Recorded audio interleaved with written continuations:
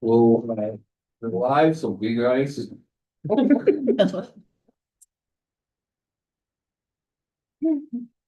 Starting early. We're not starting.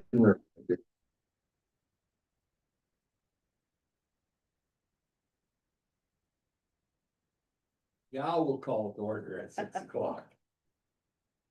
We do have one addition to the agenda, 9.15.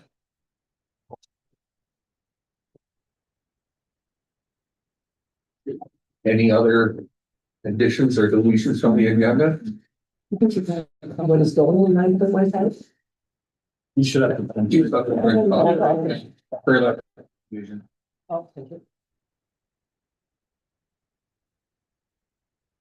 Hearing none, can we get a motion to accept the agenda as amended? I'll make that, Forward. Mr. Mayor. All in favor? Delegations? Martha, here's your chance. Okay, A little one. I'll just talk about who's through. Okay. Public presentations. We have 5.0, the adoption of the minutes. Question one, regular council minutes, September 9th, 2025. Council Kroll, you're in favor of making a motion? Or you got something you want to add? Make a motion. Council Kroll makes a motion to accept the minutes of the September 9th meeting. All in favor? Carried. Minutes of the information meeting of council, September 24th, 2025. Motion. Councilor Farrell, all in favor? Carried. Finance report, 6.01, accounts payable. I have some questions. Yeah. And they may be long-winded, as you're probably gonna expect, but I just had a few questions on the revenue and expense. One is, Revenue expenses coming up a Oh, yeah. little later in the agenda, so sorry, well, all good. next one I'll do. Yeah.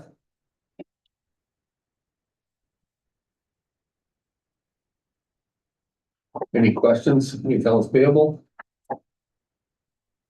Can we get a motion to accept the accounts payable listings from the general account information?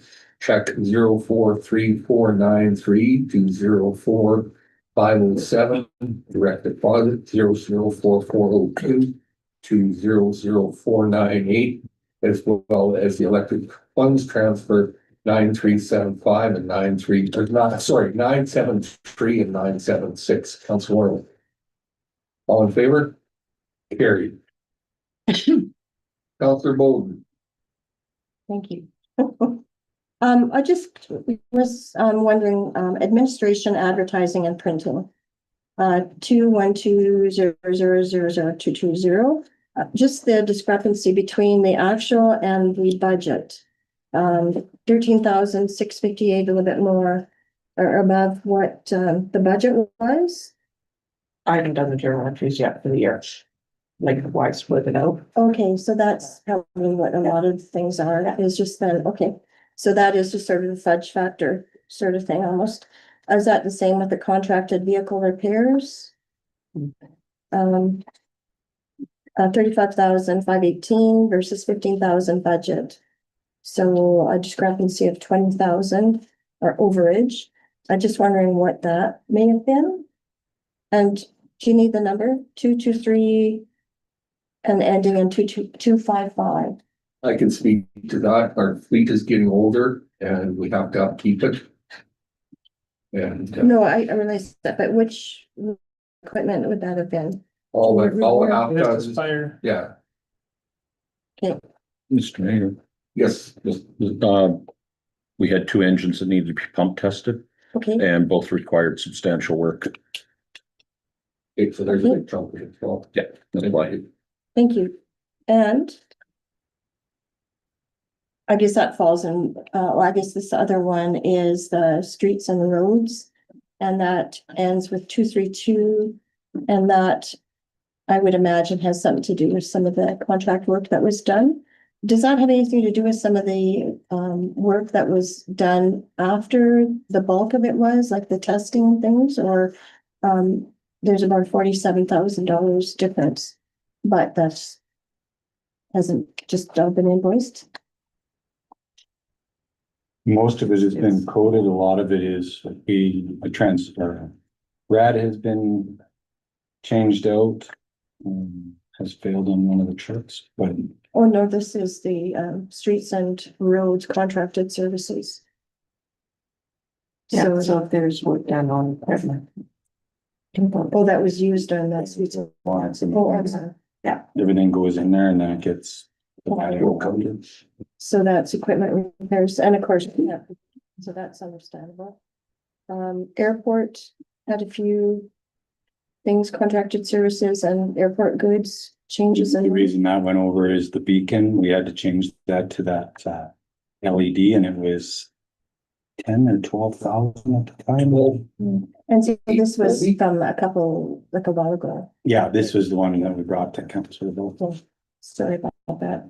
No, And the VIC contracted services, so being with the Harvest Sky, just that amount has to deal with the fact that Harvest Sky was managing the VIC and they didn't get their grant for the student employment. Yeah. Right? Okay. And then that was the deal, that it would be, the town would cover it. The rec professional services. 33,576. And that is the one ending 232. And yeah, that one. Was that from a while back as well? I'd have to go into the system. It just off the top of my head now. I just sort of assumed that it was more current than. I have no idea where. I can't, no one can hear anybody on this end of the table. Yeah. We have no idea what you're saying, either one of you. So it's on the thing right there, she's talking about the. Yeah, I can see it on the screen, but I. Yeah, sorry. No idea. I'd have to bring up the system and look into the GL and see what those were. Okay, but again, it's sort of in between updating all the accounts and stuff. Okay, that's all I had, just some questions and comments. Thank you very much.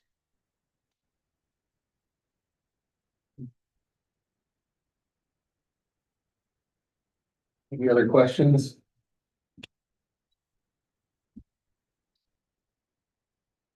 Motion that council accept the statement of revenue and expense report for September 2025 for information, Counselor Hanna. On favor? Carried. 6.03 budget overview.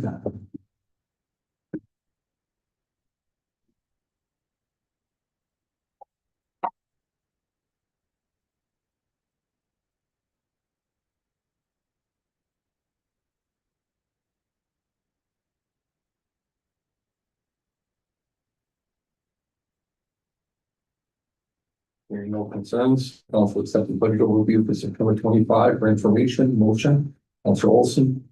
All in favor? Carried. Capital budget update.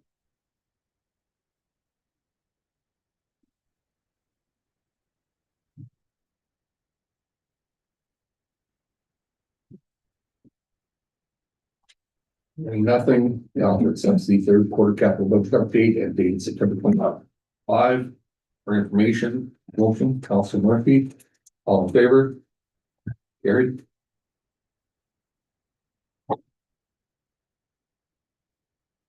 .00 committee reports.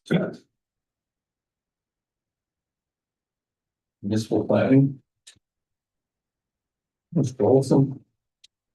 Yeah, it's there in the minutes. Anything else to add on there? Any questions of the minutes?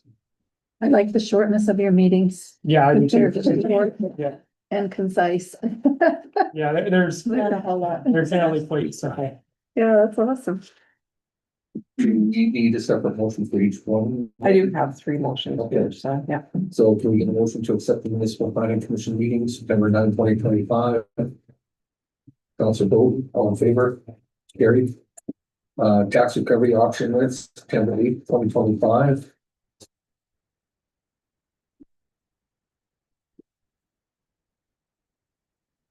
Only straightforward. When we give them notice, those events is September 8th, 2025. Council Warwick, sorry, all in favor? Carried. Community Services Board minutes, October 6th, Council Thurl. Oh, that was a long and exhausting night, but I had to hear past 9 o'clock. Yeah, they're all great outfits there that we're looking for the funds, but the whole thing is what we looked at is one that we had a little discussion was the one from the hospital, because it's sort of it doesn't really fall in at the record and everything else, but so made a few phone calls. We've got it covered with 2 service clubs, so we're going to help out. So, but the other ones, we give explanations why we give the money out, and then next year we could hold some because some weren't really prepared with any of the facts that we really needed to make the decision. So we just sort of thought we'll go with the ones that were prepared to give the money to, and later in our meeting we'll adopt this the funds. Perfect. Any questions for Mr. Thurl? Hearing none. Okay, to accept the community services board information. For information. Yes, Council Thurl, all in favor? Carried.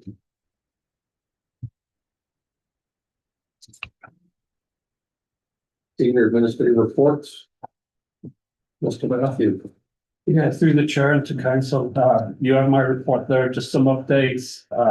The addition to the agenda relates to the purchase of the old school property.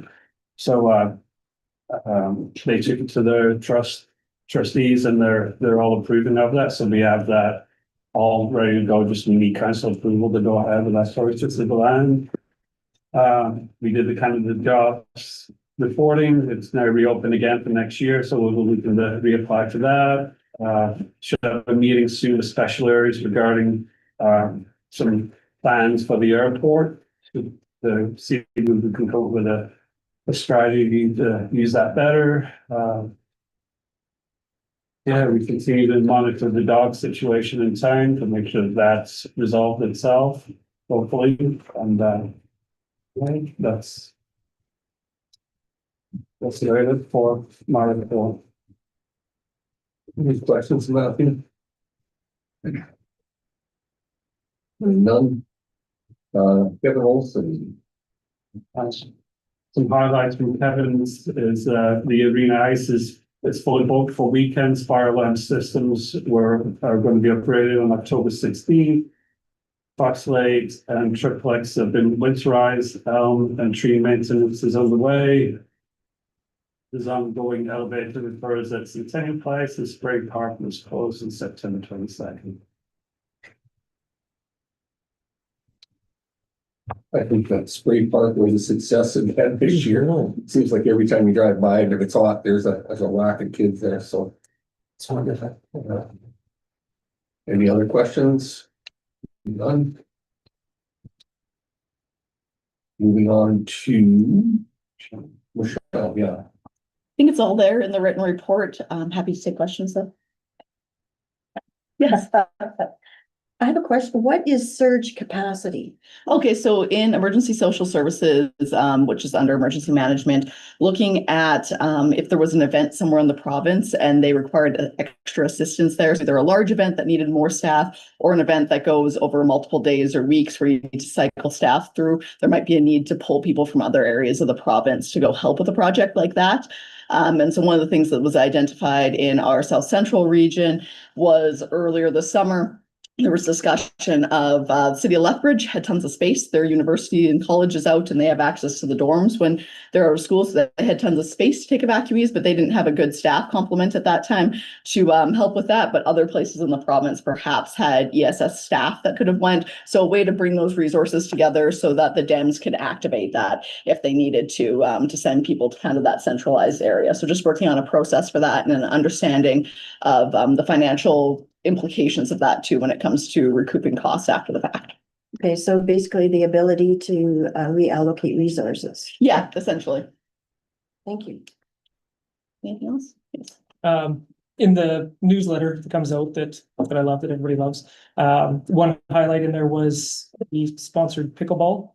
Does that mean FCSS pays for pickleball's rental at Centennial Place? Yeah, essentially we gift in kind. The facility is what that looks like, and that is for their daytime hours when they play from 9:30 to 11:30, 2 days a week. It's that morning time slot. The evening time slot, they pay the regular drop-in or pass fee. And that was for just them applying for it and. Yeah, it's been, I think, actually in place longer than I've been here that we've sponsored that one. We've also sponsored things like chair yoga. We've had a few different folks have done that. We had a seniors choir that's run out of Centennial Place before. So as we've kind of had people who are willing to instruct those things that fit sort of the FCSS prevention mandate, we're able to use that. And gift in kind of facility is an easy one for us because it doesn't cost us real dollars out, right?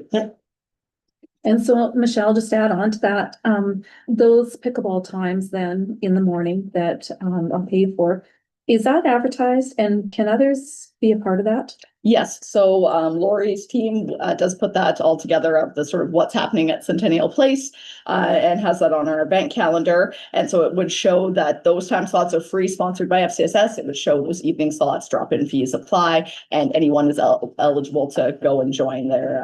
Any resident or guest visiting town could stop in and play at that time. Okay, thank you. Any questions of Michelle? Perfect. Lori? Thought it would be fitting just to take the summary, since it's kind of the first council that's had a full term doing the live streams that I love so much. Just to give you some stats around them. So I just quickly pulled that together from the YouTube stats. Otherwise, business as usual. I am behind. A number of our workstations are still running Windows 10, which is no longer supported. I can be behind on getting those updated. But otherwise, I have nothing further to add. Entertain any questions.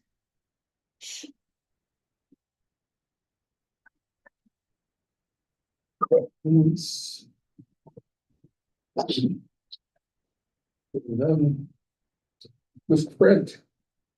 Nothing further to add to the report at this time. If there's any questions, I'll be happy to answer.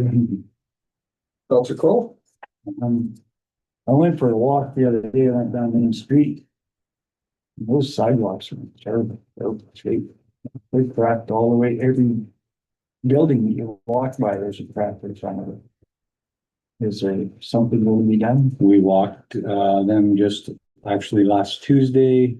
No, it wasn't Tuesday, it was Thursday with Dave from Mudruck. We have a 2-year warranty. We identified the cracks, which will be warranted. So they will come in and cut those cracks out and refund sidewalks and so we have a 2-year warranty after construction. We told them, like on the bump outs, we had stuff that we noticed right away.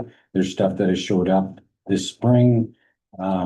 So we said we will leave it till next spring. And then if we had to add more, we'll add more and they'll come and do it.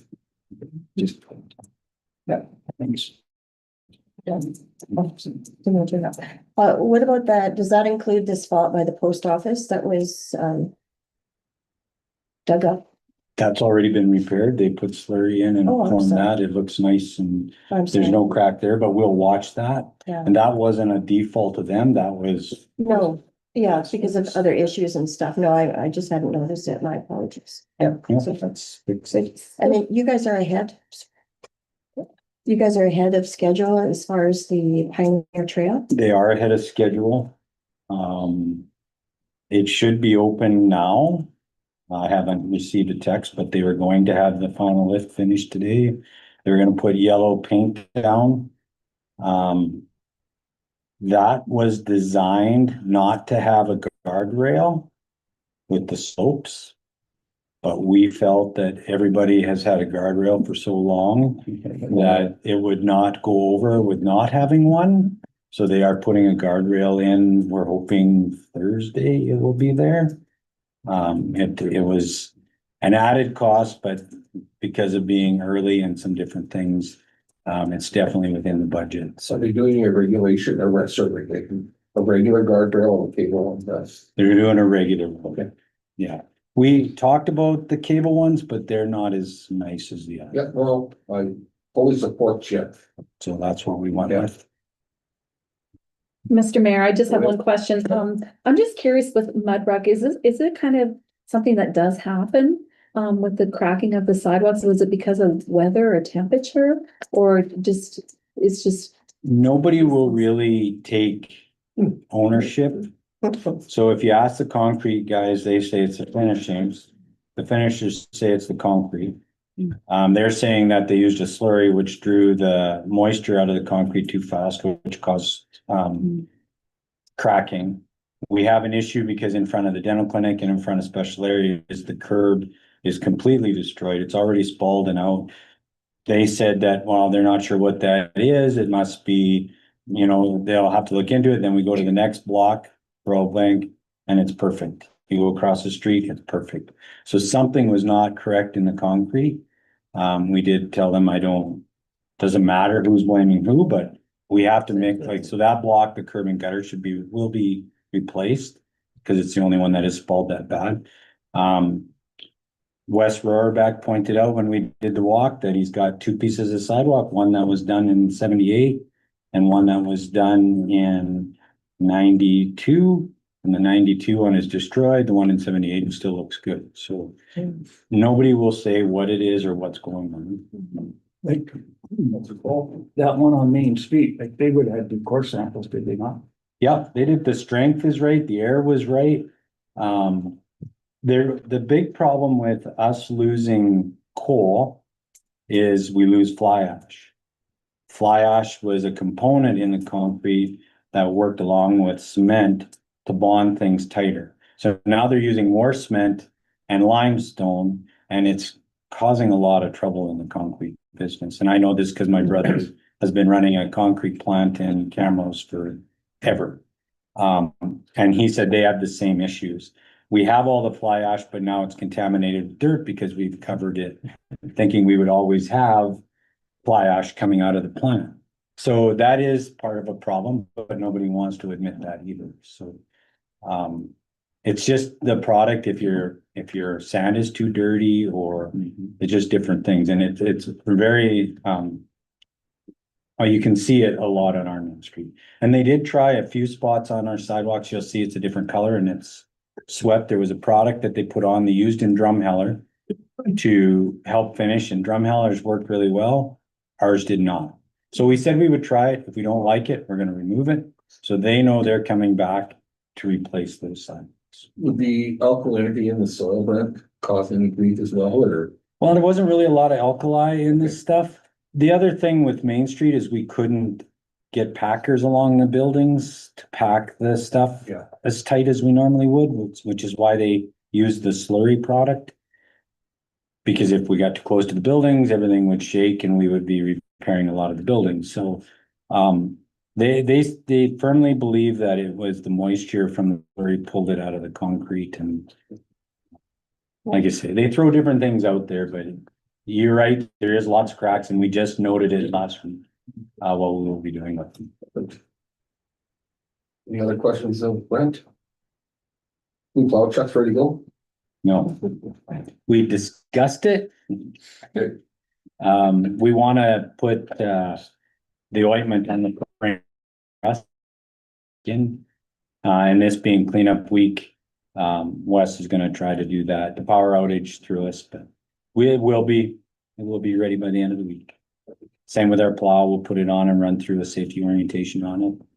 snow plow ready. Yeah, that's what. That's what we'll put it on and get it ready to go, do our rotation. Well, any other questions, Brent? Hearing none, can I get a motion to accept the administrative officials reports 8.01 to 8.03 is provided for information and for voting, all in favor? Carried.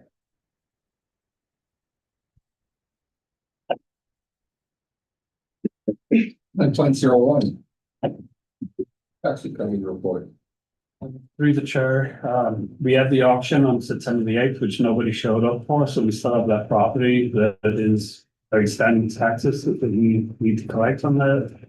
So we're looking for direction from council to contact the land titles office and have the existing certificate of title, issue a new one to the town of Hanna, and then we can dispose of that property. We would need to, once it's in our name, we would need to sell it and recover our costs, the taxes and what other costs have been involved, and then the rest of the money would be refunded. Council Bowden, I'll make that motion. any discussion? Council Is Bowden? there somebody residing in that property? I believe it's empty. It's empty, okay. Hearing another discussion, Council Bowden makes a motion that we hold 2 land titles. All in favor? Carried. Apex Utility franchise. So to Mayor and Council, we did this the other meeting on regards to the gas, so it's to the electricity, so this is for gas, to see what franchise fees, if we want to keep them the same or increase the franchise fees. You can see there's some examples of other places. It's always difficult to compare it to another place because every municipality situation is different on their revenues and their sources of funding. But yeah, administration just recommending that we keep the free tax rate at 17.5%. Discussion, I'll make the motion that we, leave it at 17.5. yeah, Council Warwick. All in favor? Carried.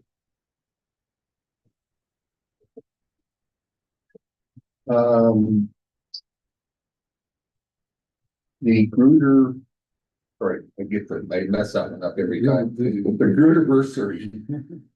Yeah, well, how's it pronounced, Fred? Is it Gruder? Gruder. Gooder, Very good. Like the cheese? yeah, Gouda, yeah. Any discussion? Hearing none, council accepts the information report regarding the Fred and Greta Gruder Education Bursary. Congratulations to the 2025 reassuring recipients, Olivia Barth and Caleb Nielsen and Brendan Ronson. Motion, Council Olson, all in favor? Carried.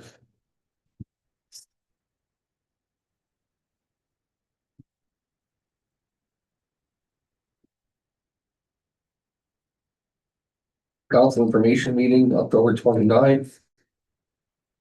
Well, council, this is just to change the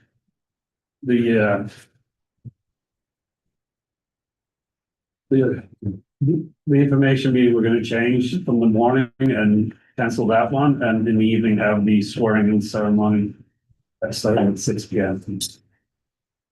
I'll make that motion. Council Warwick. Makes Discussion. sense. Council Warwick, was discussion or just in favor? Oh, no, I'm sorry, I was in favor. Okay, all in favor? Carried. 2025 third quarter development. Oh, did I miss one? Sorry. Community service Good, board. sorry. Community Service Board grant. Sure, I can. So this is just coming back to you guys for official approval, what we discussed at the last info session meeting about the proposed changes to the Community Services Board grant. So looking at that increased dollar value with 3 applications cycles a year and funneling all requests to that process before anyone comes to council. Is there any questions I can answer on that?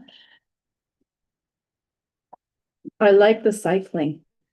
Yeah. I know that.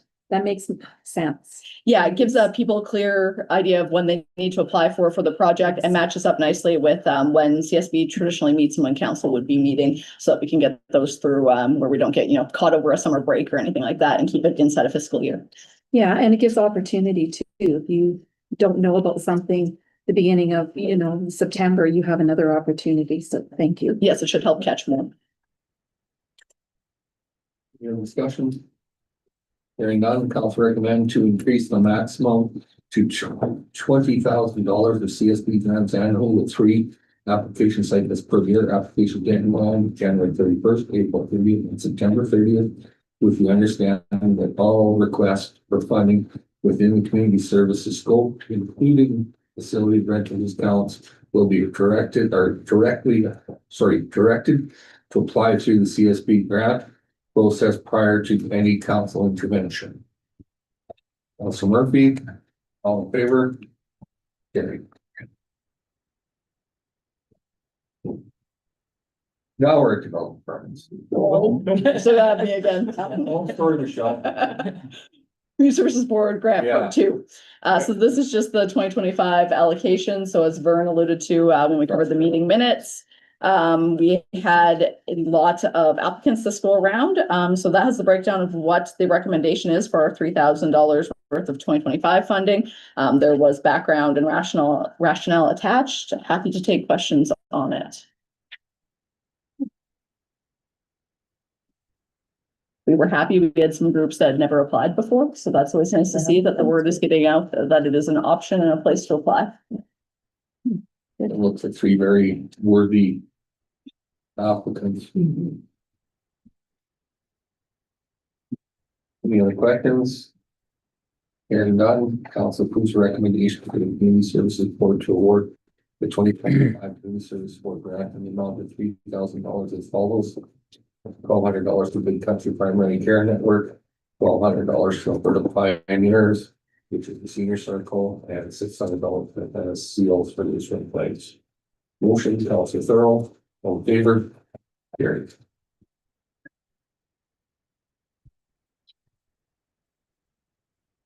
Dave?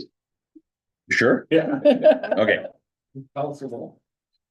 Don't do that. Missed that deadline. Remember that. As you can see from your package, we're up to 39 development permits, a lot of fences. Yeah. But yet there's still people not pulling permits for fences and building them the wrong height that me and bylaw officer are currently in dealing with a few. Any questions on development permits? So is it? And I'm struggling to understand. I mean, if you do a development, you know you need a permit. Is it lack of knowledge? Is it by choice? Is it catch me and beg for forgiveness? Catch me if you can. Yeah. Sometimes I feel that way, but I don't know. We advertise, we get it out there. Laurie's department does a great job on getting it into the folders and papers when we had one and all that stuff. You can't, unless you just move to the town, you cannot say you did not know you need a permit to build a fence. What we find is some of the ones without permits are the ones that have problems. Like too tall, too close to the corner, no setbacks, crappy material, looks like a farm barbed wire fence, electric fence. I had one last year where they electrified their back fence. I don't know what to tell you other than it does help now having Sky here on a regular basis. That's going to help with some of this, I think, too, because she's catching some in her patrols and getting a few complaints. So we pop lots. So is the process happening in a timely fashion? As far as when they apply to when they get a permit, oh yeah. Okay. We try our best to turn around quick, way quicker than what we're obligated by law. We have 20 days to review it. Tell you if we need some more information, take another 40, but we don't take that long normally. Not anywhere close. No, I guess that one. The biggest thing about a lot of municipalities don't require development permits for fences. We were on the fence, off the fence, if you remember during the last review, where we actually, the one draft had it that we were not doing development permits on fences. But then we were scared what it was going to do for bylaw enforcement on, well, I didn't know, and I didn't know this. And we were going to have a lot more to enforce. So I'm glad that we left it in there. I think that helps, but it's just education and and cracking down on the ones that do wrong. But as you know from the last council meeting, I'm still working on that one because he ignored the stop work That's order absolutely again. crazy. I drove down that Mhm. alley just for- Yeah, just Yeah. to see it, the whole- And he started the other day and did some more. Yeah. It's not helping with the postal strike because I can't get in his yard. Like, we need to be able to mail him stuff. So that's holding things up too, but Go ahead, Councilman. Is there something that would allow you to do something like just attach it to the, like the door knockers, if they're not Yeah, we going can- to attach it to their. we can staple to the What if fence. you use Loomis with a signature required? That not be similar to. He can't get at his door. He locks his fence. His Okay. fence is chained and padlocked. So you can't even get Yeah, at well, his just- door. yeah, That one. That's just one. It's a slow and steady process between Sky and myself to work on these. okay. He's not going anywhere. No. Any other questions? Emergency management, meeting, You adopting first or all at we'll once? do them all, first, can't we? Or do you want to do them one at a time? No, you, however you would like. Okay. Do them all at once.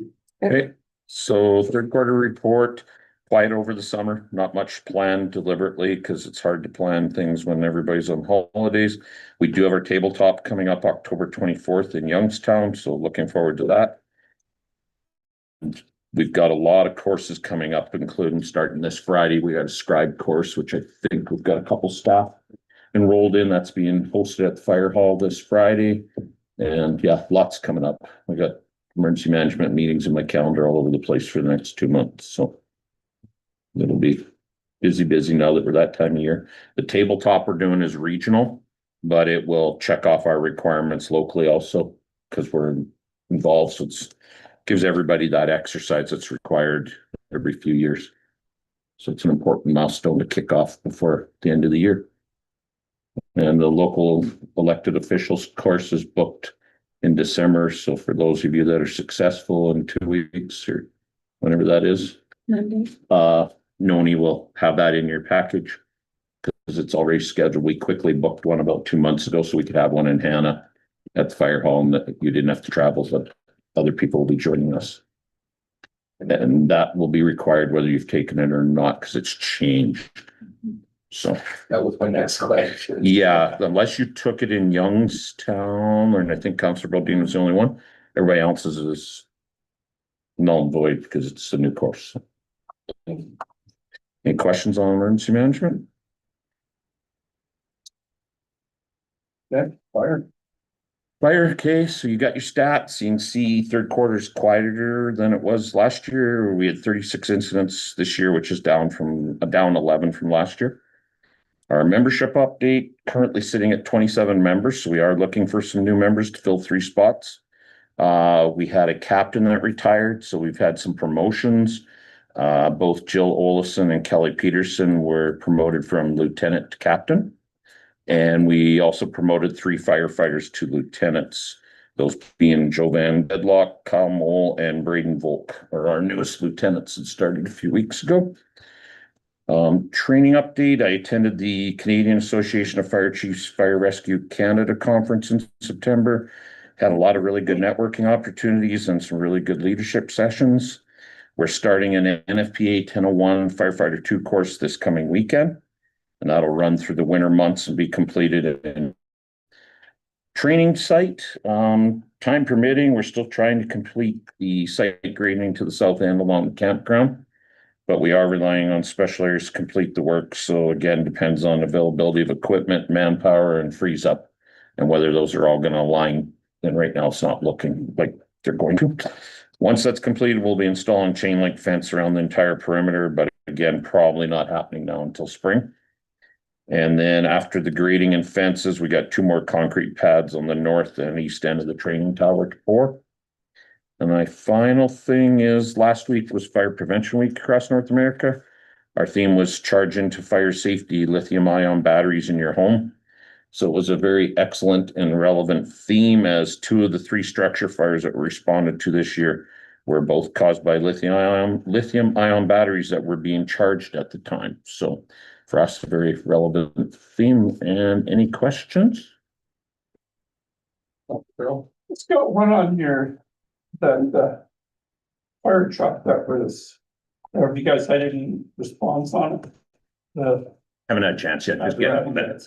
Yeah, the rescue truck, no, Yeah. just got the mileage off it the other day and Just get word of that. just starting to work. It's gonna get posted on Alberta Fire Chief's site here shortly and it's gotta get some good pictures of it. Yeah. You think you have pictures of a truck that's been around that long, but not for sale type shots of the truck, right? So do that and Stop then, with the tow rope on it. Yeah. yeah, not the one with the tow rope on it when the water pump went. That's probably not a selling. Sorry. Councilor Crowe. Like Vern and I both big country waste management, committee, the commission, I mean, and, those lithium ion batteries are nothing but trouble. All the fire, that quite a bit out there. Yeah, Well, I figure that's what's caused a couple of those fires out there. yeah. They do have some new. I've been dealing lots with Sean Olmsted and they're getting some programs now and some things set up here even better than what they have. He was hoping he'd have more information before my annual chief's message went out, but it just didn't quite come in time. So, and I talked to Lori already, but once they do have it, promoting it through the town newsletter so people know what to do with these batteries and how to separate them and the difference between a regular one that you're just disposing of and one that's been crushed and damaged. You know, if your iPad's been crushed, that you don't just throw it in the garbage bag. Please, please, please. I think that's the biggest challenge is going to be educating people as far as what a lithium ion battery is and versus a regular battery.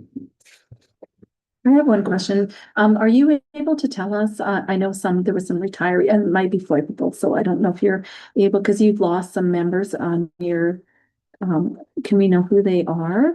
And is it gonna be hard to replace? Do you have people that are ready, willing and able to be a part of the fire department? Or is that gonna be a bit of a struggle to replace? No waiting list at this time. But we typically don't. We usually go out and our members are our best recruiters. When they know we need, they usually go out and find guys to apply. Yes, one's a substantial loss because she was a long-term captain and long-term member. So of course, you've got a lot invested in those, but her circumstances dictated her decision. Another one that was probably half that much time. And then the rest have been pretty much moving, yeah. There's only really a that didn't leave town recently, right? And some people lose interest after you've been on for, a dozen or more years. After a while, sometimes it's just time to hang up and people's, health and life changes. Right. And I don't expect anybody to stay forever. We always say if we can get 3 years, we have a chance maybe keeping you for 10. Right? So it's a sad reality of this business. A short time ago, we took some guys on and knew we probably had some guys leaving and we were actually sitting at 31 and had one guy's gear sitting in the museum because he wasn't around a lot. And now I got 3 empty lockers. So it's just ebbs and flows, but as long as we fill them before October next year, because that's when our next basic 1001 firefighter 1 will start. So we've got a year or 11 months before I need to have them all filled and ready for training, but. And you feel like you have enough people then right now to? Sitting at 27, I'm comfortable. Yep. Thank you. We used to be a 24 member department before we moved into the new fire hall. 24 was kind of the max that we could handle in the old building. So when we moved in the new building, we did slowly expand by 6 members. I think years ago, probably Councillor Crowell's time, it was probably closer to 20 at that time. We had 4 crews. 4 of 7, so 28. Yeah, it's one time up to 20. It ebbs and flows, right? Based on. But it is tough to find them and get them to stay. Yeah, And there's a lot of emotions. Like I mean, like, you get 10 years of seeing a lot of stuff. Well, and when I retired, Fred, exactly. I got to the point where going to an MBA wasn't what I wanted to do. And it's hard to say I don't want to do it anymore, but. Well, I left the fire department after 20 years.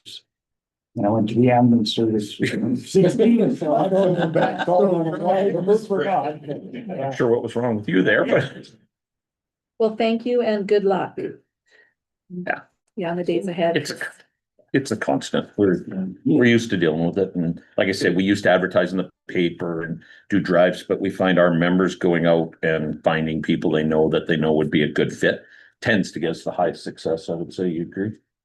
We're getting a lot of younger guys that come in. And then they get involved and then all of a sudden they're going to the city to be full-time, which is, I mean, feather in our hat if we're getting them interested in the way they go, that's good too, right?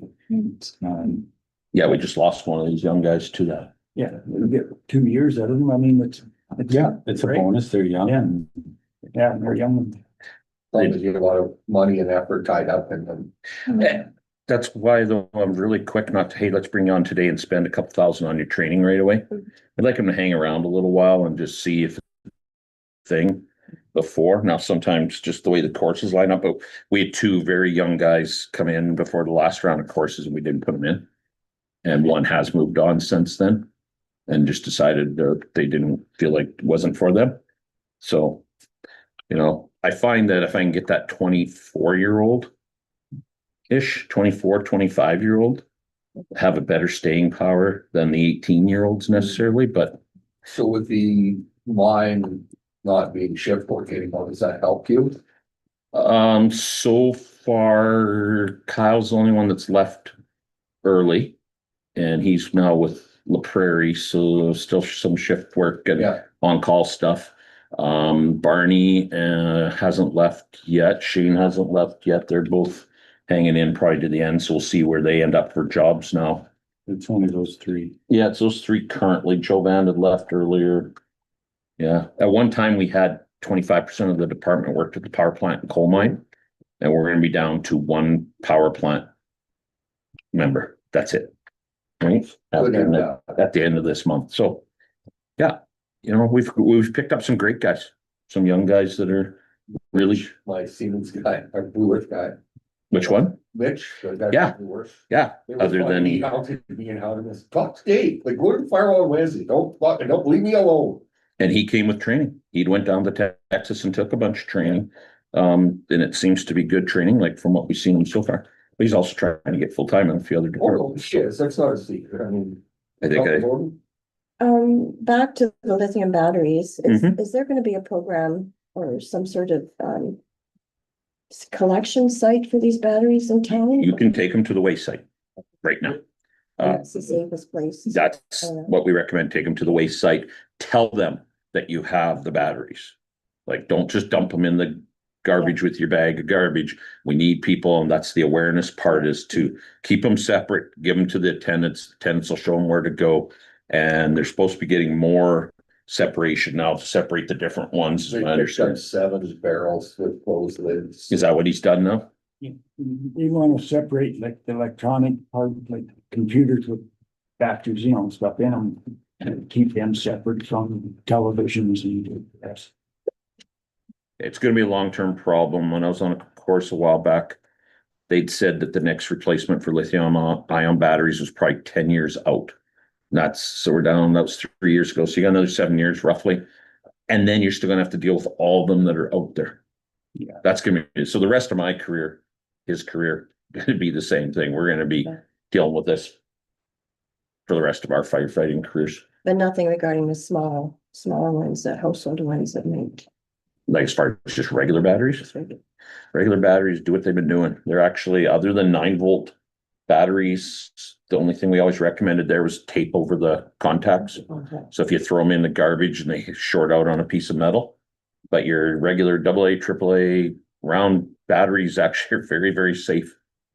The vape pens was giving Sean some grief. They had actually had caused the fire out here. They're lithium ion batteries in them. Yeah. Okay, you want a motion for all of Dave's reports? Yeah. Okay. Councilor Joel, I'll make that much. all in favor? Carried. Harry's guy? Yep. Okay. So for unsightly premises, there was untidy yards, long weeds and grass, and messy alleys.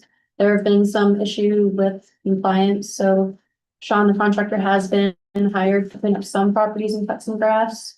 With traffic, there was multiple violations of the 48-hour parking rule for trailers and boats. people did comply and move them. And with animal control, there's been issues with barking, dogs at large, and exceeding 3-dog limit. And there have been issues with compliance. And some dogs have been removed and 1 ticket was given. And not a whole lot of complaints for noise and land use. That's about it. Questions?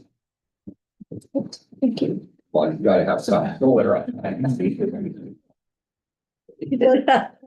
Okay, if people have issues, they need to be filing a complaint and doing some. I know that I've had some people commenting about the noise going up and down the streets in the evenings and such, but if they don't file a complaint, it doesn't get addressed. So if they got issues, they need to file a complaint and then they've got the information to follow up on it.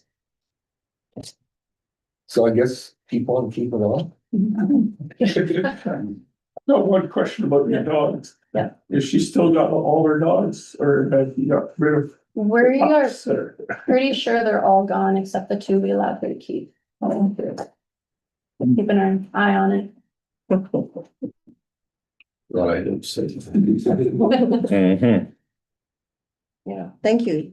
You're doing a good job and it's nice to see some response. So. Okay, motion to accept animal law enforcement services 2025 for the quarterly report for information for the months of August, and September 2025. Councilor Thurl, quick thing to draw. All in favor? Carried. Thank you. Municipal bidding fair. So through the chair, there's a program called Municipal Internship Program where an intern will come and work with the municipality for around 18 months. So we were discussing that among staff, if there was work that they could do, if we find it would be valuable. So we, in this report, we listed some of the things we would see them doing if this was approved. If we get approved to have an intern, there's 3 different interns you can get. You can do administration, which is between the population of 775,000, which we fall in. There's also a planner and a finance intern, but you have to have a higher population than we have to get one of those. So we only qualify for the admin side of that project. And there is, if you get awarded the intern, you get the funding towards it as well. They give you roughly 62,500. Based on what they say in their documents, they expect you to pay around 80,000 for the 15 months that you have. It's 15, 18 months that you have them. So taking away the grant money, we'd be on the hook for 24,500 to have an intern with us for those 18 months. Councilor, So does that 80,000 include benefits? Like, are they including that in, that's Yeah, straight at the salary? bottom, the 80,000 is salary plus benefits and benefits. And how much training do they have prior to coming? They're all coming from university, so this would be their first job. Okay, Yeah, and they, so they have a program base. they've asked to be a part of the municipal intern program. Or have you figured out where it fits in the view? Well, the idea if you read the forms is they want them to work in all the different departments. They don't want you just to keep them. So we would move them around from admin in the office to bylaw to public works, recreation, development. So they would get, it even says it would be good if you could get them out to another municipality as well, for like a week or 2, just so that they can see how that works. But yeah, it's to get them the experience because they've identified that they want to work in this field. So Councilor, Are we then responsible for their housing and like is there No. benefits that we have to? no, we just. Like in that they sense, just- benefits. No, but I mean, assistance in housing and such, and No, is there a commitment? Like, are they gonna stay the full term? you would expect that they would. I worked somewhere else where we had an intern and they stuck out the full time. So. I guess it's a gamble either way, Yeah. but. If like the experience I've seen in similar things is, I mean, that's part of their diploma, right? Their Okay. college Okay, or stuff that have to complete 12 months or 18 months. So if So they like a can avail doctor. early, yeah. that's a Probably. terrible choice. and they'd have to complete it somewhere else. So I think they'd be pretty safe to commit for the whole term if they want to graduate their program. Okay, thank you. Any other questions, concerns? So the consensus is we want to look into this further. We would have to apply to the deadlines that went up quite quickly. I think it's the end of this week. Well, I think it puts an extra staff for 20,000, Yeah. for 15 to 18 months. I mean, it's with the granting money. I think it's pretty easy to justify it, right? Okay. So I'd be willing to make the motion that we support this.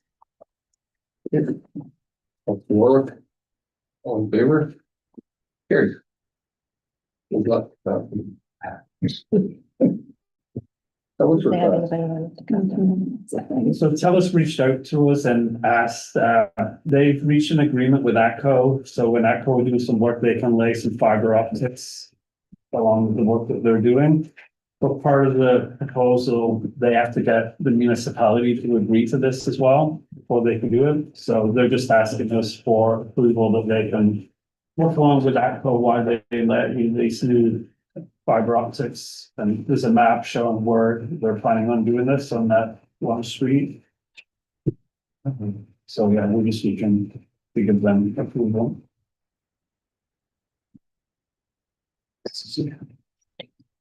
It has no bearing on it being close to the PLRD property. Just it happens to be where they're working. Like, if they have a strategy of where they're upgrading these wires and what they're doing, but some of the existing Axia lines, Kyle, you can probably help me with this one, are very substandard. And they're just trying to upgrade and they're using the opportunity with ACO doing what ACO is doing to tie it in together. Yeah, as a whole, Axis Q&P, like their quality management is awful. So I think this is their start to rectify it. Okay, So is there I'm sorry, Mr. Mayor, so is there gonna be, a minimum height restriction too? Because what I'm seeing with these ASSI lines are drooping and dropping everywhere. So is that gonna run streamlined with where the ATCO lines run?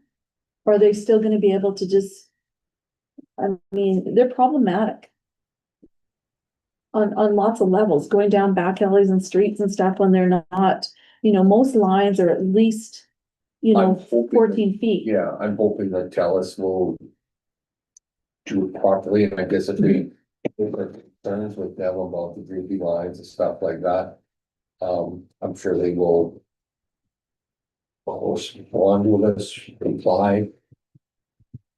But I mean, we have to obviously make it known that we have some expectations. So I guess my question is, what's the compliance for these fiber optic lines as it stands now? They were just allowed to come in and just put their lines wherever they was necessary, and they're like, what kind of maintenance program do they have? I'm curious to know what's going on with them. My son worked, go ahead, Kyle, thank you. Well, I think the key line in here is subject to all municipal standards. I mean, the agreement that we have for the use of all our poles are there. If they're not within those standards, then they have to change them.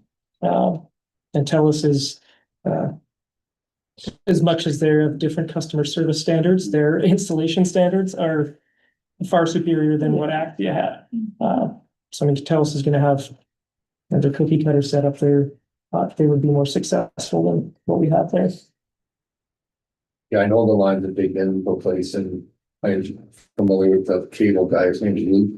And he's comes into the shop and just shakes his head. And I said, what? You should see it. And I said, no, I don't need to go and see it. And he said, it's terrible, Danny. I said, well, you guys bought it, so fix it. So I guess, can we get a motion to allow TELUS Communications to jointly use the ATCO electrical distribution pole line located along 4th Avenue East as identified in the attachment plot 9.04 for the purpose of installing new aerial fiber optic cabling subject to all municipal standards and utility coordination requirements being met. Council Thurl, all in favor? Carried.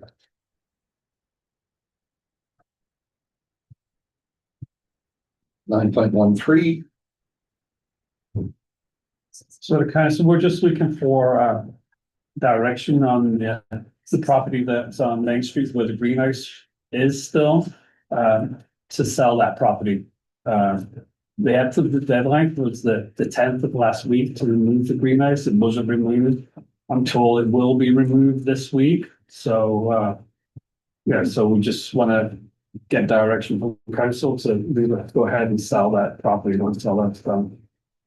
Yeah, List more. I'm all Yeah, for just list it with our real estate agent for the assessed value. I'll make that motion. Everybody, let's take that one. Tell us where we go for it. There was about 4 hands. went Well, up for we that. have some, we have some interest in it, so I think, you know what, if there's property in our municipality that could be sold and used, I think, you know what, that's what we do. And how would they know unless it's posted, if they're just driving through town and business, yeah. Okay, all in favor? Carried. Request for millings. Let Brent talk about this. So I'm proposing to council, I've had some interest in the millings, which lots of people are interested in. But this is a unique interest. It's a local. Well, they're outside a little bit, but they want to buy a substantial amount. We're talking 30 loads of it. I would like to propose that we sell them 30 loads. Let me back up. Special Areas gave us the millings with the intent that we can use it, but we're not to sell it off of Highway 36. The reason being, we do not want to compete with any of the local contractors, local truck drivers that might be selling. Off number 9 or 30?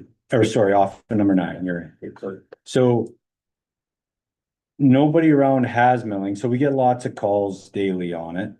But since we have our own off of Palliser Trail, if this gentleman is willing to pay the price, and I've talked to Brooks and I've talked to Drumheller, they sell it. Drumheller, you can buy it at the landfill, but you have to bring your own loader and your own dump. We would load it, they would haul it for the prices that I have put in.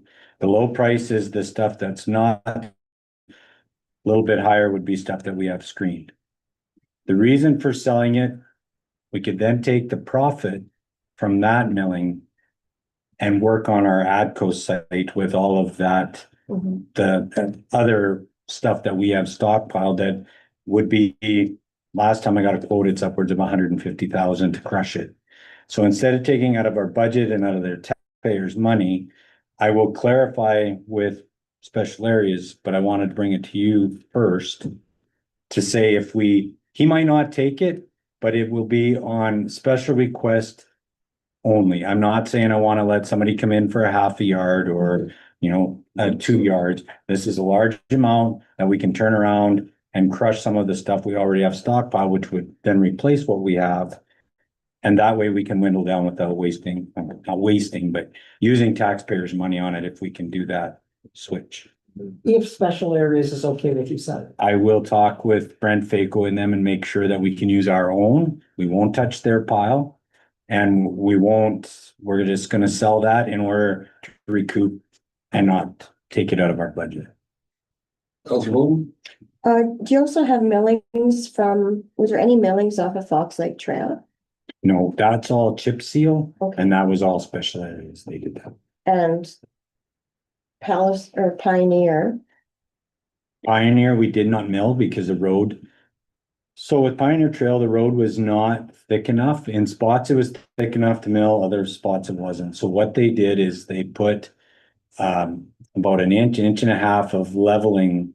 They called it a level pave, and then they went and put the actual. So instead of the cost for milling, we just paved it to get it nice and level and straight, and then they went over top.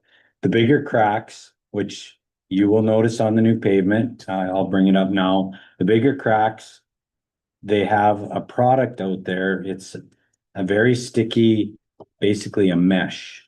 And they put that down in between the layers.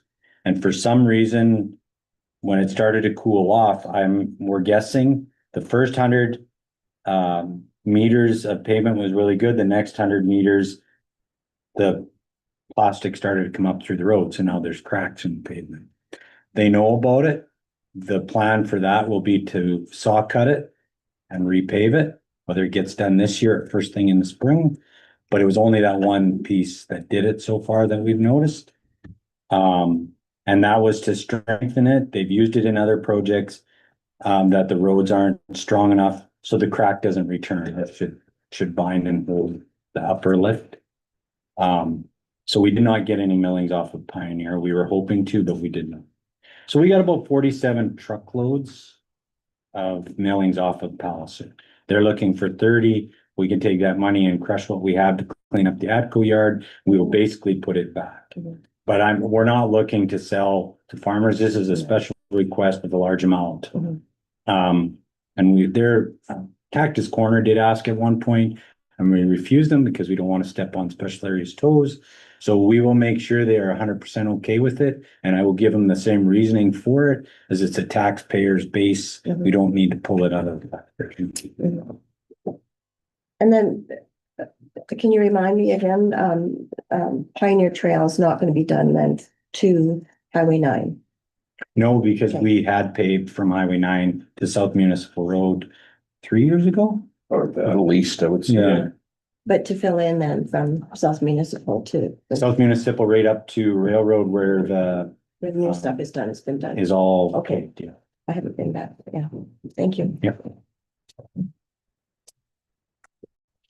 Okay, can we get a motion to approve the sale of the town's existing millings with proceeds being used to hire a contractor to crush the existing stockpile located in the active campsite? Council, Supposed to have locals, all in favor? pressures, okay. Carried. Well, there is local crushers. We would use Tim Davies from Hanna Concrete Crushes. Oh, okay, So it would go back to a local business. if he's available. If he's. Thank you, sorry, I asked a question. Yeah, no problem. My- Yeah. My voice, can you imagine that? So to answer the question was, is there any local people that crush? Tim Davies bought the crusher who bought Hanna Concrete. So we would use him as a local business with the crusher. He's the only one that I know of. Okay. 9.15, And to council again, we discussed this months ago. Council approved that we got NP to do a design for the school land.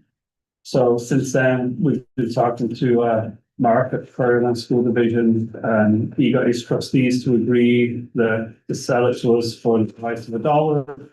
So we're just bringing this back to council that we get your approval to put our offer in for $1 for that school land, and we'll want to develop it from then. Council Ward, So just to clarify some of this, so does that include the entirety of the property? Yeah. Because I know originally there were some conversations around subdividing two pieces of property out of there for teacherages. Yeah. Or such, something Yeah. like teacherages. They still want that, but they would transfer the whole land to us, and when we get it subdivided, they would want 2 of those lots. So is that gonna be a clause that's gonna be in there? Yeah. Subject to the sale of it? Just that they get those 2 lots, they're like little, if it's subdivided, that they would not be in this agreement though. So I guess my other question is, will they be serviced? So is this gonna be serviced lots? Well, eventually the plan is to service all the lots. That was what was drawn up, so. So are we servicing all the lots and then giving 2 lots away? Yeah, because we're only paying $1 for all this land. The idea is that we get our money back from the other 15 lots. That was that. So, So will we get any tax money out of that? Because the school division don't pay tax. We'll own it and we won't tax ourselves. No, I mean, the You know, school those division teachers- lots. Oh, they won't pay taxes, they can sell by Yes, we, yeah. But we'll get taxes on the other 15 that's. Council Ward? Sorry, yeah, cut you off. so I guess I just wanna clarify, I just feel like it's just from previous conversations, some of it seems a little gray to me.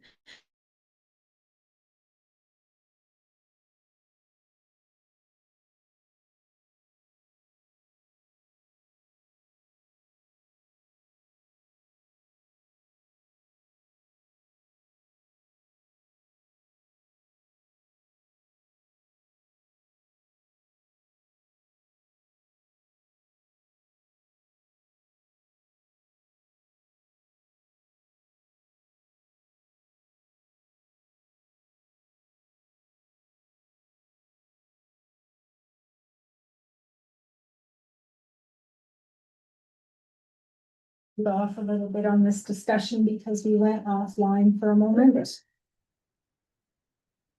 I guess I'm just Yeah. curious to know, like, if we put $67,000 of services into each lot, so we will be gifting $120,000 to Prairie Land School Divisions with two services. I'm just hypothetically using these figures. I have no idea. I guess that's where my question lies, is what is the cost To to services. service these lots? 100,000 a lot, is it not? Well, wasn't it 1.5 for 14 lots, sellable lots? School I division think gets two. I think there was 17 lots in total, and Is that with the We would- playground stand? the playground stay, yeah, and the school bus shed would stay. So there was 17 left, 15 would be ours, so. So the cost of servicing them, you would have to break it down, so it was roughly $100,000 a lot we would have to sell them for to get our money back. Unless we could find a developer that, Are they standard size lots? yeah, they match the suites. So I guess my other question then, is there a caveat in there saying we're subject to leaving a playground there? And In a the bus offer, stop in the there? offer that's written up, it is in there. So we're subject to a whole bunch of guidelines. To leave the Um, playground in and give them to, They would, the ownership of the playground and the bus. would be ours. Like the playground would be ours, So maintenance and everything else on the playground. which I think we maintain anyway now. Yes, we do. And the bus, we would have to maintain the bus stop or whatever. Yeah, they want the bus stop. And the- It's just an overhead shed.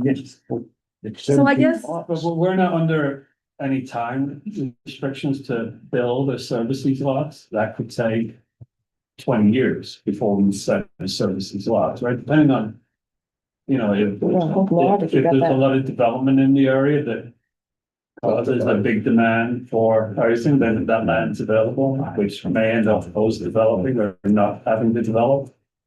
We can.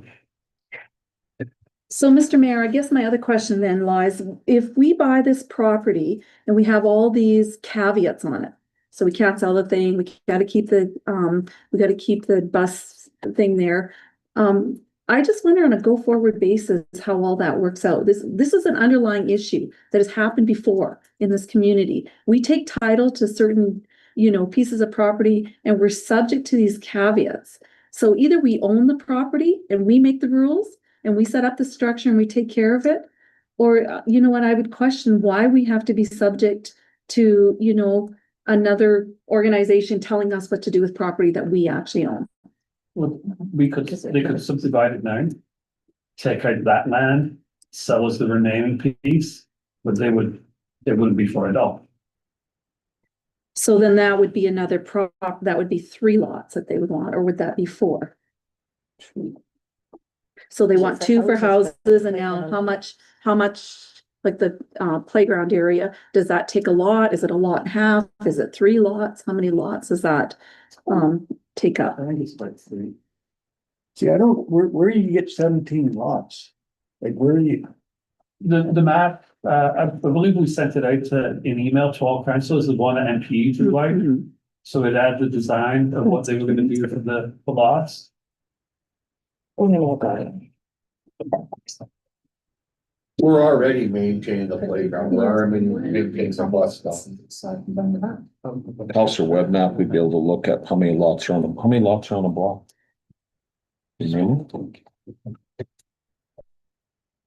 And we can table this tonight if you want, we want to do more research. It does looking across the street, like there's 10 houses across from it, so then you'd have 10 on each side, you have 20 lots. Minus 3 for the playground gives you 17, minus 2 for the school division gives you 15. Assuming you subdivide that size of lot. Yes. That's what that was That's what the proposed. plan Yeah, was. that's what MPU designed. It was matching what was across the street. So that'd be 50 by 125. Yeah. So there's 20 lots then. The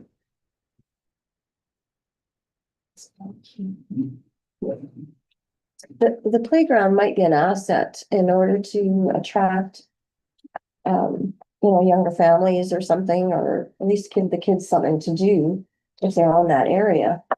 And then the shed is across town. Well, exactly, yeah. So And it can that- be moved closer to the playground, was the talk too, right? Like, Opposed to having those structures. I'm opposed to the regulations that we're subjecting ourselves to in the purchase of this property. By PLSD. Like, if we have all these rules, I mean, But the only rules is like that they want two properties and the parks are the same, but like I said, they could go through the process and subdivide that land so that we get the remaining space, but they're gonna charge us for that cost, or they're gonna, if they have to pay for it and pass it on to us, they're gonna give us that cost. So So in the long run, we're far ahead of the game. the biggest cost is You know, the future. We have to develop it, like, you know, we all know that there's a shortage of housing in our community. And if all the development goes ahead in special areas, and if people decide that they want to live here instead of anywhere else, then that shortage is gonna be, high for, right? So maybe Industrial. ideally it would be better if we could pass it on to the developer to develop instead of we having to do it. That's been tried. how do you get a Field in developer place out was here? done with that, that's not. the place north of They Field. started out at what, 74, 78, ended up selling them for 20. yeah, fielding was done by the town. Yeah, that's what I'm saying. We haven't had a developer since Overland Holdings did the north subdivision and the east industrial area, I don't think, have we? That was in the 80s. There was a contract, there was a contractor, I remember this specifically. It was, just west of on that property, just west of my place, north of Fielding Place. They did have somebody, but the, turnover, the resale of those was not high enough that they wanted to invest in it.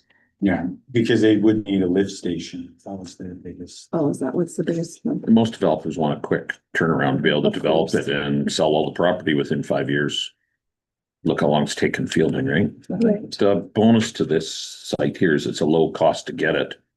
Yes, we have to hold 2 lots aside someday when you develop it. Low cost to service it. Yeah, I mean, you can always turn around and have a developer come in, develop it all still with the caveat that 2 lots had to go to prairie land when they're done. That'd be part of the.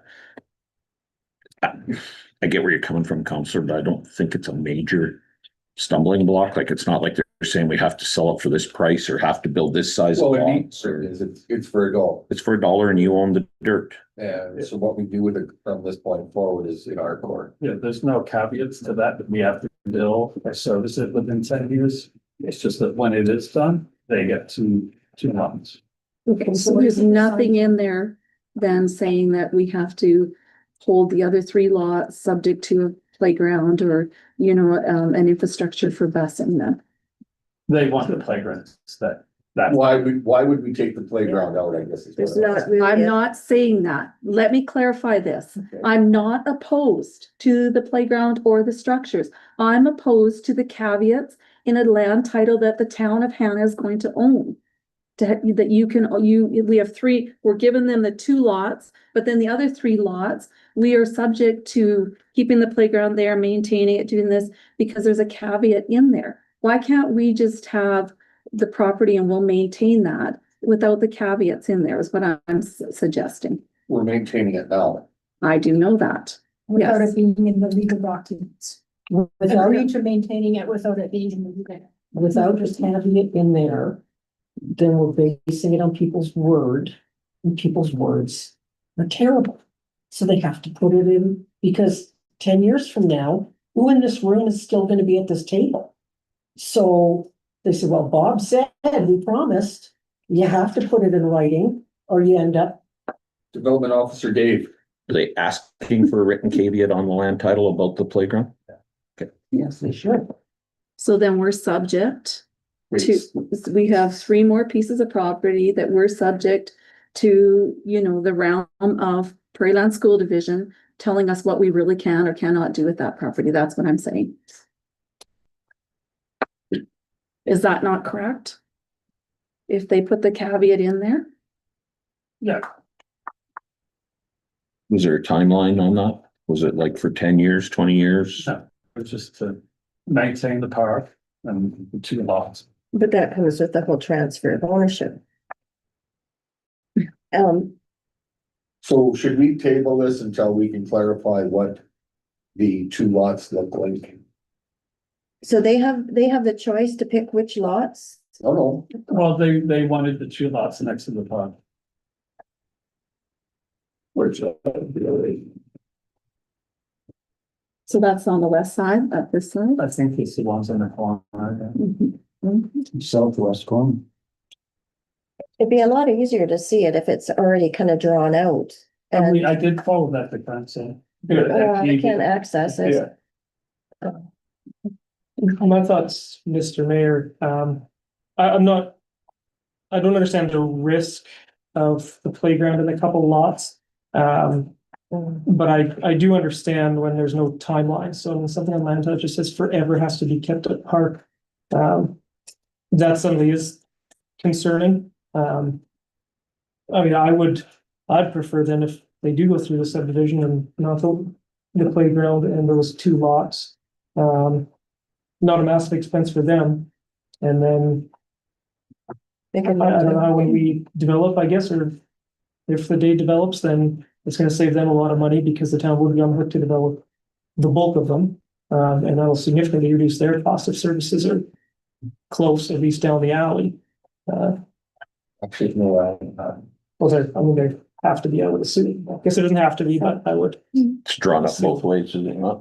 Yeah, it was drawn up both ways, because when they brought the price in, I asked Matthew, like, go back to them and say, well, then let's run it down the alleyway. It should drop off. They came back, but it'll only drop 70,000 off that price. So, I mean, having an alley is probably the way to go, as much as maintaining it is a pain in the butt.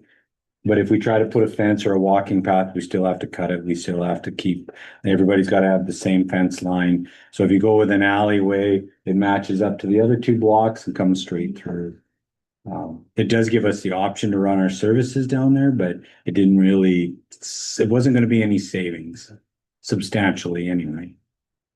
The other So- thing, oh, go ahead, no. just as far as the playground, I wonder if we could try to get them to word it that it be green space, maintained as a green space for 20 or 25 years. Because in most developments now, if this was an independent developer coming in, I'd be putting a percentage has to be green space in there. If you go in their land use bylaw, without what they do, but we'd be saying, 20% of this has to be developed as green space because of that's what communities want is green space. So having a dedicated green space in here isn't out of the ordinary, but I would prefer maybe that it be listed as a green space and that we be left to control whether it stays playground or just green space. Because eventually that stuff's going to wear out. Maybe we don't want to replace all of it, or maybe it becomes seniors over there. Turtle Park, where we actually developed park there. And you remember that was a big park originally and it slowly got cut down. It's for really little kids. This one catches the next step up. So I think what I would like to see, and it's just my thoughts, is we table it. Put in the agreement key, get whatever we want to call it, for the two lots. As with no time frame, and same thing, reword park to green space. Is everybody okay with Yeah, I'd that? be good to make that motion if you want a motion to table it. Council's Gordon? You get that all figured out, no? Yeah. Okay, any Yeah, more discussion? well, it's come pretty fast to the table to Yeah. have it over and done with, so it is nice to take some extra time to really think it out a little bit more and such. Perfect. All in favor? Carried. Thank you very much. 10.01 bylaw. So it's been a while since we did the first reading. So Chelsea had worked on the traffic bylaw. Chelsea did before she Oh, left. okay. No, I thought you were gonna. That's sorry. Sky took over, so if you remember the last time, the council had expressed concerns over those electric scooters and the parking ban, so Sky's been working on that, so she has updates on what she's done for.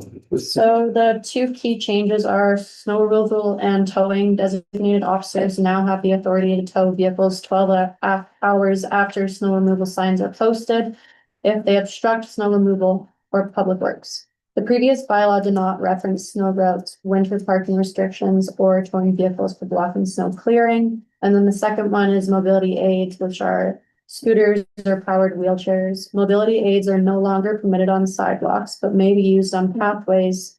When on the roadway, operators must follow the same traffic rules as vehicles, such as stopping at stop signs, obeying traffic signals, and yielding to the right of way, and also must travel near to the right-hand curb, allowing vehicles to pass.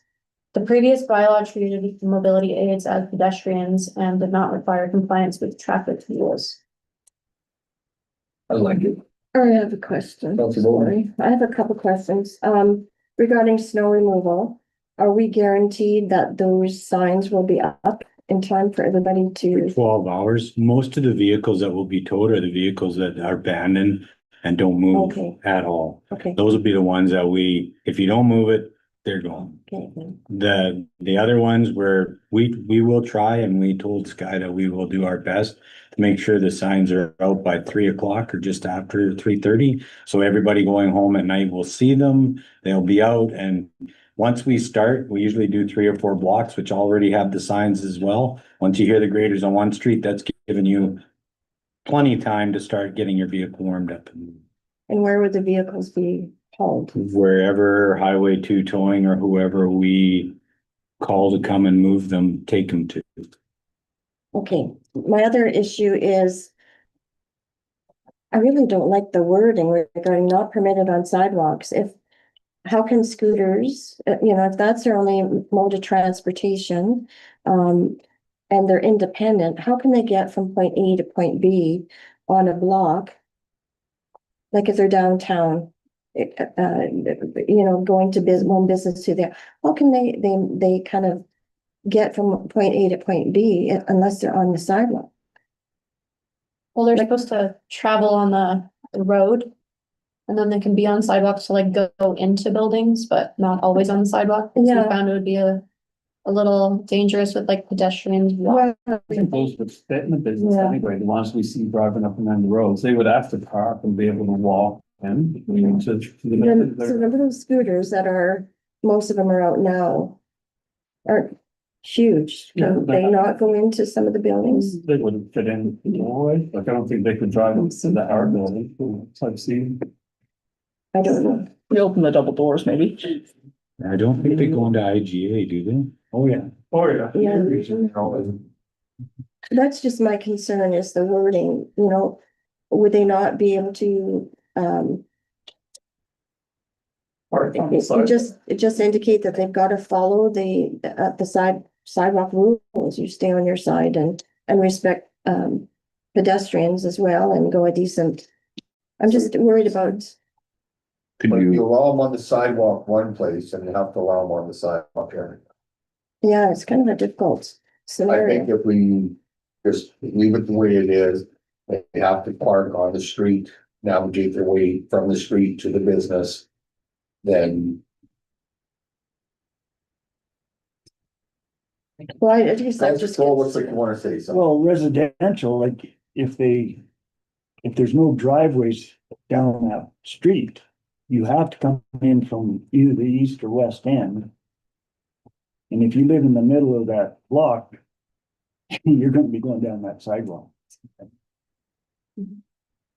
I think they have to show just more respect, like, I don't know if you can put it in words and say, even enforce it, but have some respect, the pedestrians and. AKA common sense. Yeah, no kidding. It's the reason bylaws exist. Yeah. There's no common sense. Like, could you not put something like within the municipal boundaries of the town of Hanna operating a mobility aid, including a mobility scooter on a sidewalk or on a pedestrian pathway is permitted, provided the operator yields the right of way to pedestrians at all time and travels at a safe speed.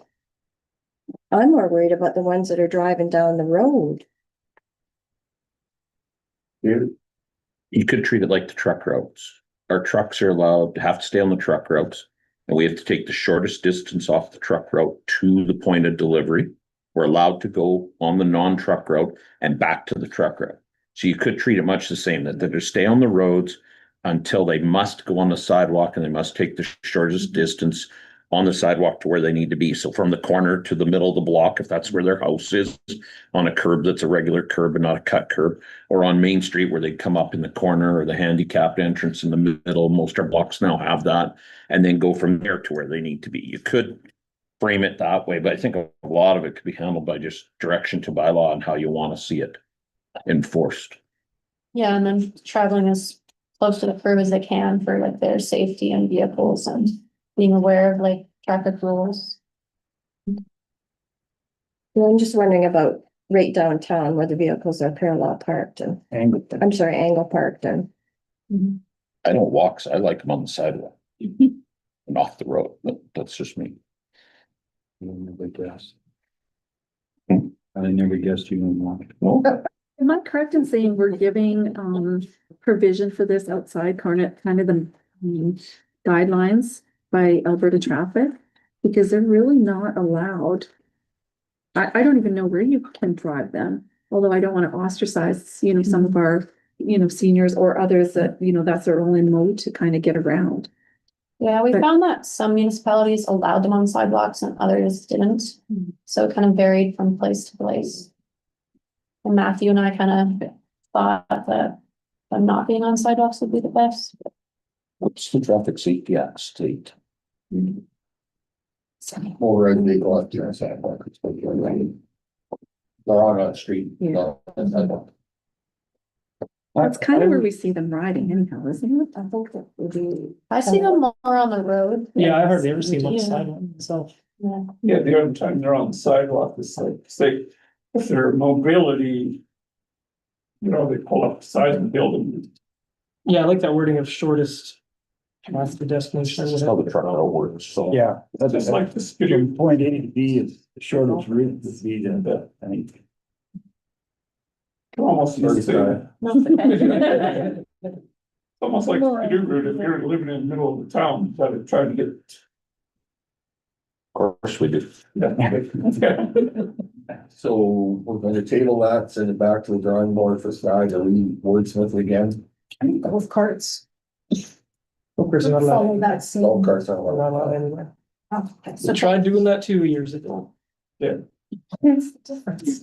Is there a definition for, I know there's a definition for scooters, but would you want to sort of put dimensions on sizes or not? Or is that of any value? We put in a definition of what mobility aids. is, Yeah, I so saw that, that. and it's, yeah. Yeah. So you can't have a golf cart as a mobility aid. No. You might need one. So what they use instead are lawnmowers.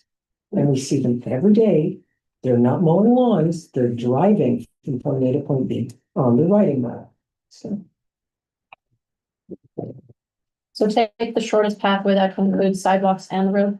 Right. Okay. You're gonna work, see, don't know where to go now. Yeah.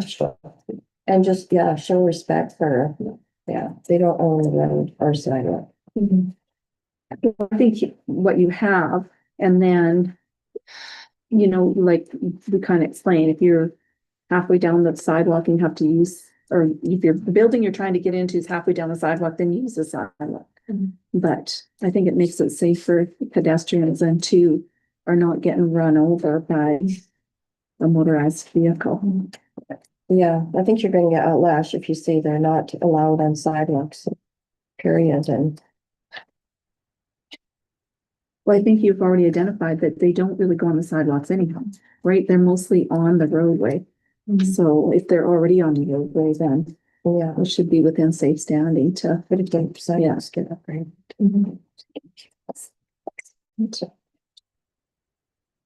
Anyways, thank you though, I'm sorry. No, Yeah. it's okay. Thank you, I appreciate the work you put into that. Great. Health reports.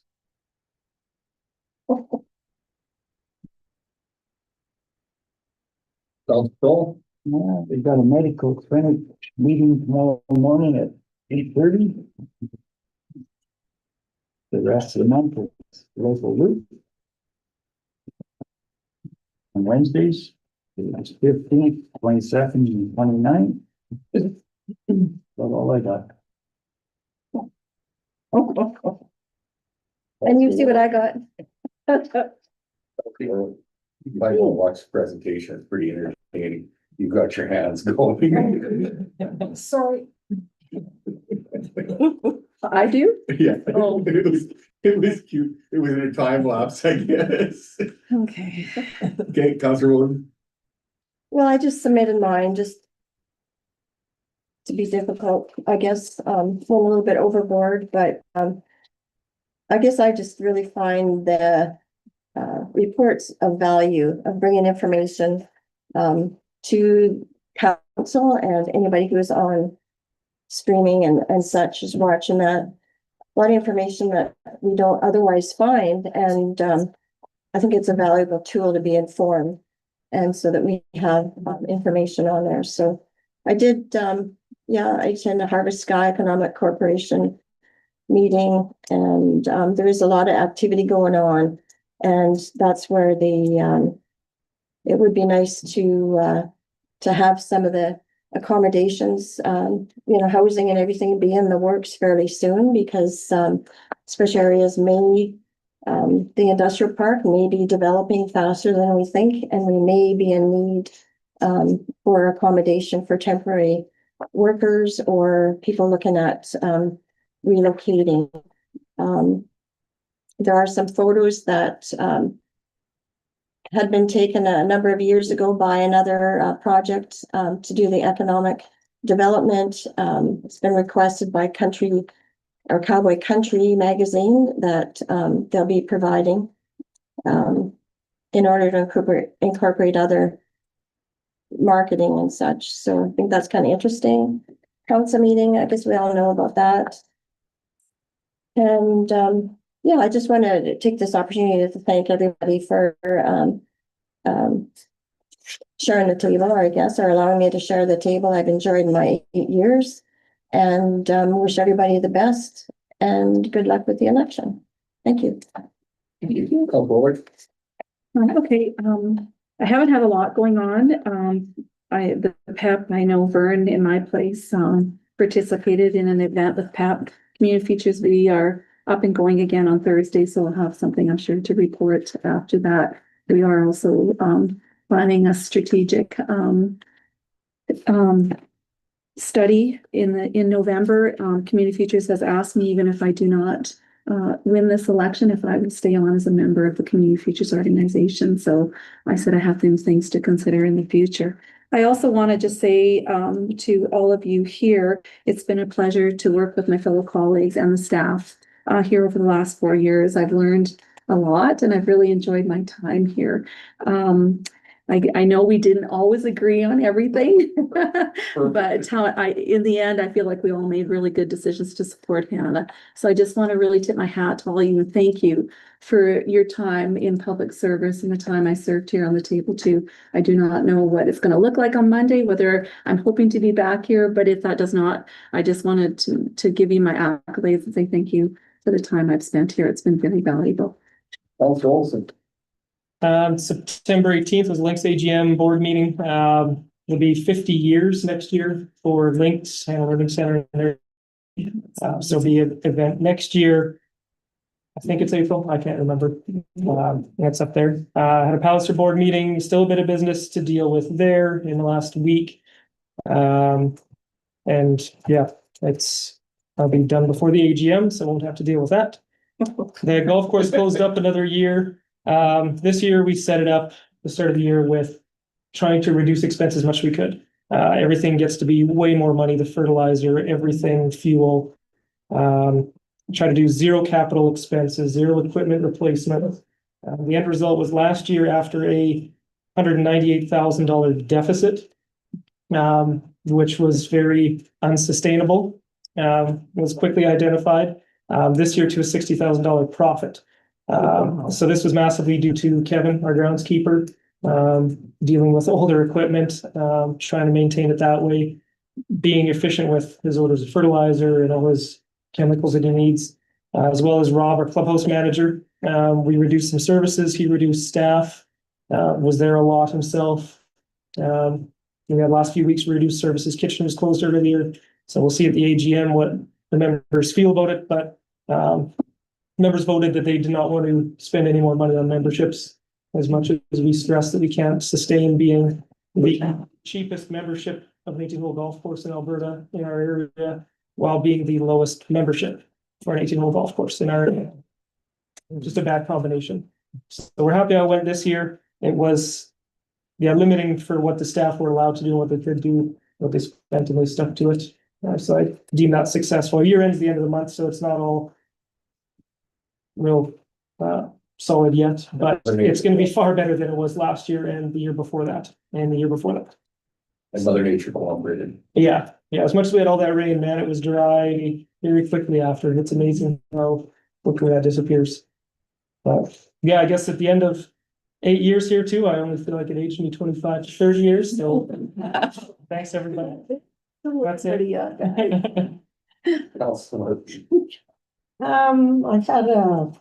We had a Hanna Lodge for Katie Foundation meeting in the middle of September. I have one tomorrow in Consort. And we'll find out what's happening with the new wing of the Oyen Lodge, which is going to accommodate people who are not needing long-term care, but can't stay in their own homes anymore. And that's considered support level 3 or 4, which we will now have in Oyen. 10 of the rooms are available. We've got 3 so far. And they're also working, with the boards for the medical boards here to move Oyen into our area as opposed to being part of the Medicine Hat, because it does not allow them. Most of the family members of people who live in Oyen live in Youngstown, Serial, Hanna, and they're going south instead of coming north. So we'll see what happens. That'll be tomorrow. And had some Marigold meetings, library board meetings, still dealing with some issues with that. So, stuff in the library. Hopefully that gets fixed very soon. And I'm running again. We'll see what happens. If not, it's been an absolute pleasure. You've all tolerated me, and I appreciate you for that. That's it. Also thorough. Well, my report was discussed twice, in the service board, and that's the last meeting that we're going to have until December. And it's been a joy to sit here and brass for the last 3 years. So the sort of filled it, and I hope our team will do it again. So we find out Monday. Yeah. No mind. Michelle and I attended I'll get this messed up. With my other job hat on, to be Yes. clear, but East Central project meeting. So basically what that is what we're trying to do with is we're trying to have the direction of spending and needs come from the hospital, from the local, instead of coming from the top down. We're looking at it going from the bottom up. We've had some very positive conversations. We've had some interesting conversations. We're all in the same boat. We're all trying to recruit doctors, and we're all in there for this exact same reason. But we still have some very productive meetings. Some of the things that kind of got, I don't know want to call it pie in the sky, was an ultrasound in Coronation. They had a young nurse move from Red Deer, who's a sound technician, moved to Coronation of all places. So they're looking at the viability of putting an ultrasound in Coronation. Looking at some things in consort with the nurse up there. We're looking at some things here as well, as far as what we can do to better what we have. Little things like upgrading our lab and stuff like that. So lots of neat things. And the funny part is, as I said, we're all talking about the same thing, but yet we're willing to share our successes and needs and things. And it's been very productive. So that's one of the committees I've been on. Henry Kruger, we invested into some savings bonds, done very well. A return of about 8.5 to 9% on some of it, some as high as 13, some as low as 3, but, we've done very well with our investing there. We did put in a new, I guess you call it storage garage. Originally, they were just going to build a shell and put gravel in it, and then it was felt that while you're putting it together, pavement and be done with it, so that's going on there. With the Red Deer River Municipal Users Group, we got to see the proposed site for the Adderley Dam project, and it's funny because I've done some research. The Adderley Dam project has been in the works since 1906. So nothing happens fast, and but we are moving ahead with it. I'd like to thank Mr. Horner. I believe it was 3 years ago after Brassett passed away. I moved on to that committee, and Nate was Minister of Agriculture, which also was in charge of irrigation at the time. Kind of spearheaded it and got it rolling. We got $5 million towards, I guess you call it viability study. So as far as mine shafts and stuff like that, stuff we're finding that we didn't know was there. Some of the local farmers know it's there. It's going to back up basically from about 12 miles downriver from the Nova Joffrey site. We did a facility tour of the Nova Joffrey site, and they're worried about if we back it up too far, then their inlet becomes flooded. So there's a whole bunch of people way smarter than I am, giving us information on that. It's stuff that you don't think about. The spot that we're looking at is about a 275-foot depression. So the ideal situation, I think you guys all know it, is the worst fear of irrigation is evaporation. So the deeper you can get it, the better off it is. So we're working on that, and unfortunately, the night of the election, we've got a Red Deer River watershed meeting in Red Deer, which I will not be able to attend, but I was looking forward to that. So I too would like to thank you all for being patient, being the mayor. There was a learning curve, and I'd like to thank you all for being patient, guiding me, reminding me, poking me. And yeah, I wish you all well in the election. For those of you who are running, those of you who are not, I'm gonna miss you. Yes, Sandra. I don't have a last point. You don't? I don't. Come on. With that said, we'll go into the correspondence, so 12.1, oh, sorry, motion to accept roundtable for information. Councilor Warwick, all in favor, carried. Correspondence, 12.1, Marigold Library, anything jump off there, Matthew? No, they, seems all good. So we're gonna budget. Which is often. Okay. So we can get a motion to accept the correspondence for information. Council Olson, all in favor, carried. We have anything to go into the closed session? No. No. We will adjourn at 7:48 PM.